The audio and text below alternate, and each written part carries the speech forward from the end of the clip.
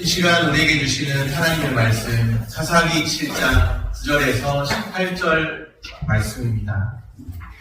구약성경 373쪽입니다. 그 밤에 여호와께서 기드온에게 이르시되 일어나 진영으로 내려가라. 내가 그것을 내 손에 넘겨주었느니라.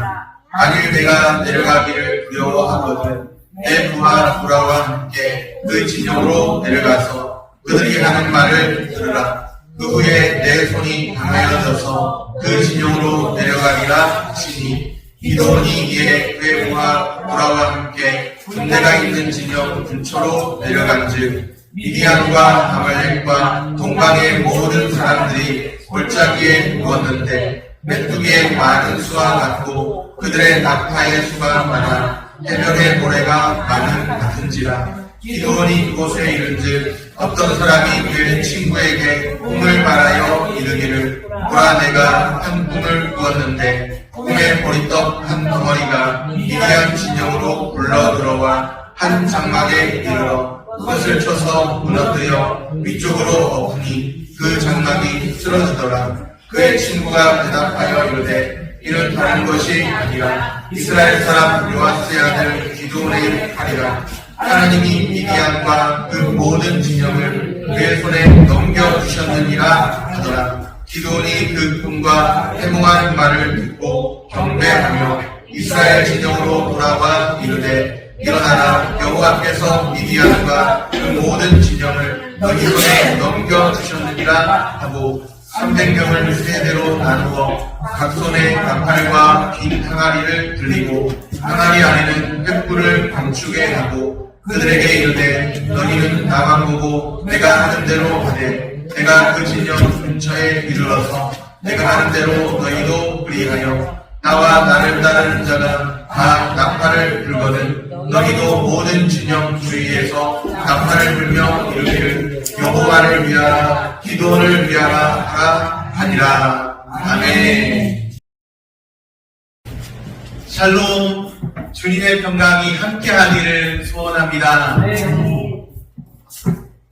300용사, 기드온의 300용사를 선발했습니다. 그 밤에 주님이 선제 공격을 명령하십니다. 너의 손에 넘겨주었느냐. 오늘 보는 구절에 보면 너의 손에 넘겨주었느냐. 주님의 약속이 있습니다. 믿음이 무엇인가? 많이 생각해 보는데, 종종 생각해 보는데, 믿음은 약속에 대한 신뢰입니다. 믿음은 주님의 약속을 쓰는 것입니다. 우리는 종종 약속보다는 현찰이 좋습니다. 자본주의 사회에서는 그래도 현찰입니다. 그럴지 몰라요. 약속보다 현찰을 주시잖아요. 그럴지도 모릅니다. 그러나 주께서는 약속하시면 반드시 이행하시는 분이십니다. 믿음은 주님의 약속을 붙드는 것입니다. 오집한 군사가 처음에 32,000명 정도 있었습니다. 그런데 줄이고 줄여서 300명으로 확 줄였죠. 이 300명으로 도대체 어떤 일을 할 수 있을까? 그런 생각이 들지도 모릅니다.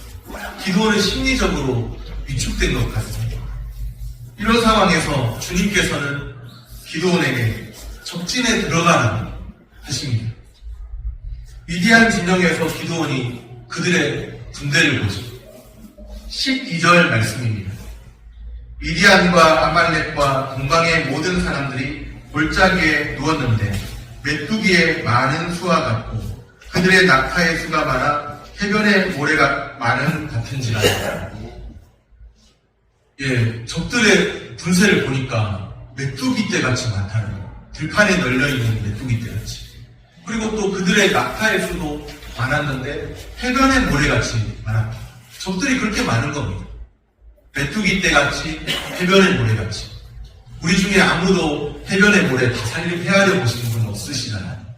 그 해변의 모래 다 헤아려 보려고 해도 할 수도 없고 또 그것을 한 100년 헤아린다 해도 다 헤아릴 수가 없을 겁니다.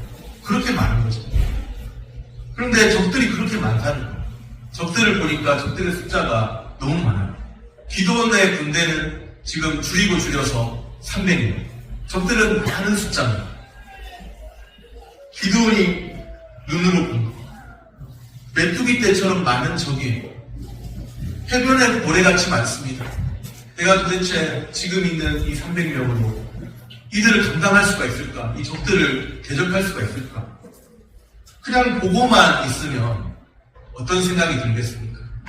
주어진 상황을 보고만 있으면 답답한 거예요. 숨이 콱콱 막히는 거예요. 도대체 감당할 수 있을까? 왜냐하면 지금 전쟁 상황이거든요. 전쟁 상황. 이기면 살지만 지면은 그냥 적당하게 어떤 관계를 유지하는 게 아니라 지면 죽는 겁니다. 노예로 끌려가거나 비참한 신세가 되고 죽을 수도 있는 그런 상황입니다.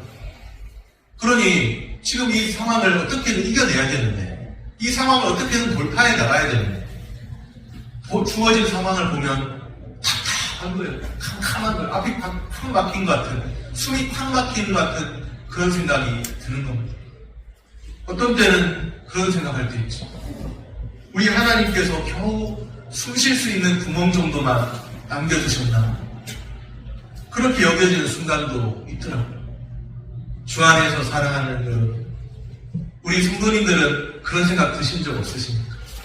오늘 내게 주어져 있는 이 상황이, 이 형편이 그냥 보고만 있으면 왠지 숨이 꽉 막혀서 누구한테 한번 하소연이라도 하고 싶은데 하소연해도 되지 않는다는 걸 다 알고 있고 참 답답한 상황, 해결이 안 될 것 같은, 그냥 생각만 하고 있으면 숨이 꽉 막히는 그런 상황.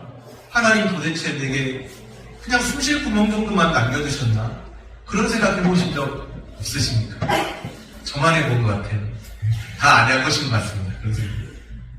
그런데 하나님이 하시는 말씀이 있죠. 기드온에게 하시는 말씀. 11절에 그들이 하는 말을 들으라. 그렇게 말씀하십니다. 하나님은 기드온에게 미디안 사람들이 하는 말을 들으라 하십니다. 그들이 하는 말이 무엇인지 알게 되면 달라질까요? 두려움이 없어질까요? 그렇습니다. 그들의 말을 듣고서 기드온이 더 강하게 되고 확신이 생길 것이라고 하나님이 말씀하세요. 두려워하는 기드온에게 하나님은 적들의 심리 상태를 미리 보여주십니다.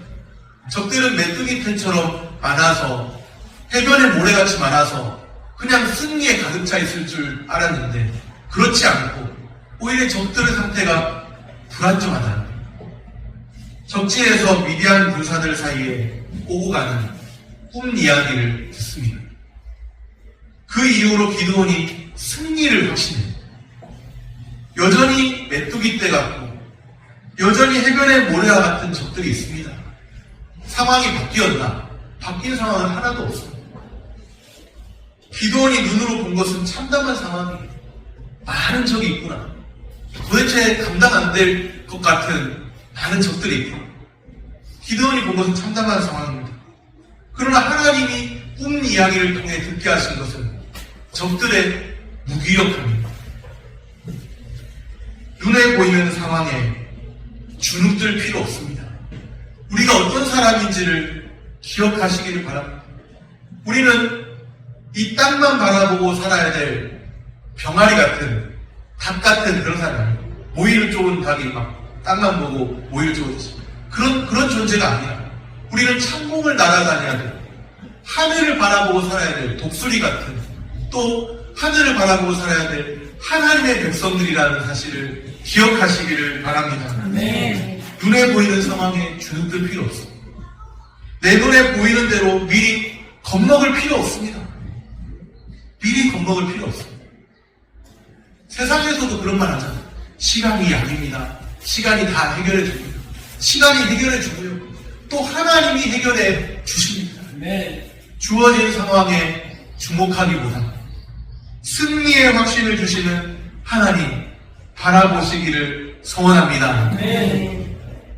하나님께서 기드온에게 적진을 정탐하게 하셨습니다. 미디안 군사들 사이에 오고 가는 꿈 이야기를 엿듣게 하셨죠. 그 꿈 이야기가 어떤 내용일까요? 13절, 14절 말씀인데 정리하면 이렇습니다. 미디안 군사 한 사람이 꿈을 꿉니다. 어떤 꿈이었느냐면 보리떡 한 덩어리가 미디안 진영에 굴러들어오고 보리떡 한 덩어리. 그러더니 미디안 진영의 장막을 쓰러뜨립니다. 아니 보리떡 한 덩어리가 굴러와갖고는 장막을 쓰러뜨린다니 말이 됩니까? 상식적으로. 보리떡 한 덩어리가 얼마나 힘이 세다고 미디안 진영의 장막을 무너뜨리냐니 그게 말이 안 되잖아요. 그런데 그런 꿈을 꾼 거예요. 말도 안 되는 일이 일어나는 꿈을 꾼 겁니다. 보리떡 한 덩어리가 굴러들어오더니 갑자기 어디선가 튀어나오던 가툭튀하는 보리떡 한 덩어리가 굴러들어오더니 미디안 진영의 장막을 무너뜨리는 그런 꿈을 꾼 겁니다. 말이 안 되는 일이 일어나는 꿈을 꾼 거예요. 참 이상한 꿈도 다 있네요. 다른 미디안 군사가 그 꿈을 해석해요. 듣고서. 그 보리떡이 뭐라고 해석했을까요? 미디안 군사가 듣고서.